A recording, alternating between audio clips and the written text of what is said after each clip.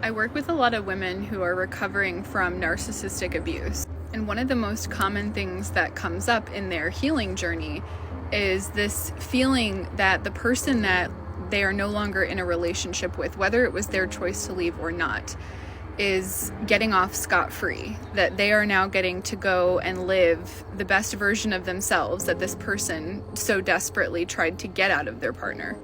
Now, most of these women, they logically understand and know that that's not actually true, that this person didn't work on themselves or heal, and that they simply just got into another relationship to continue to feed their narcissistic supply. But there's oftentimes still this deep feeling of injustice.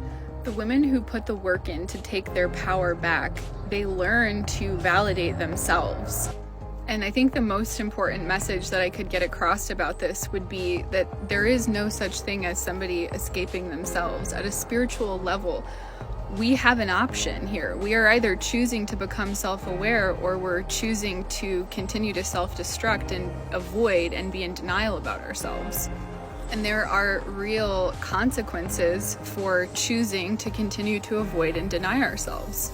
At a certain point, that is between them and their higher power or lack thereof. The only way to truly win is to live the best life that you can possibly live, and to love yourself and to love your life. That's success.